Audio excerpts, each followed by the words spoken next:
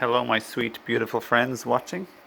This is Owen here, and today I'm sharing with you some of my lovely local organic tomatoes. Cherry, they're delicious. And basically just some like lovely melons that I bought. They're called sweet snowballs. But really I want to give you a tip right now about how to pick some nice ripe fruits. Here's some lovely alfalfa sprouts for my salad. For example, see these two have spots and this one doesn't. This is not ripe yet. Whereas this one is getting ripe, has more spots. Generally yellow, orange and red are good signs. And spots are good signs, my friends. And soft. So this is lovely and soft and yellow and lots of spots. I think this might be one of maybe the tastiest one, possibly. Maybe this. Actually, wait a minute. It's hard to know. I think this one probably the tastiest. It's softest and has the most spots. So black spots are actually a good sign. So getting ripe fruit is what it's all about. It's all about good quality ripe fruit.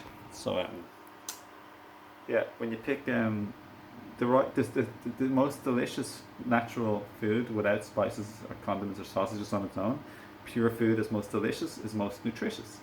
So because our body's intelligent and it wants to like tell us what's most nutritious for it by saying that's delicious.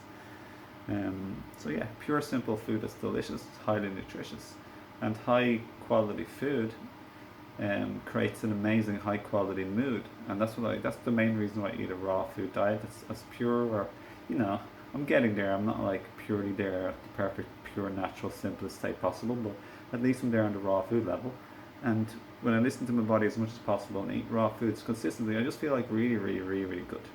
Wake up fantasticer in the morning, just more energy in the evenings. It's just really good, guys and girls. So yeah, hope this video helped, and sending you my love from Ireland, and hope you have a beautiful day.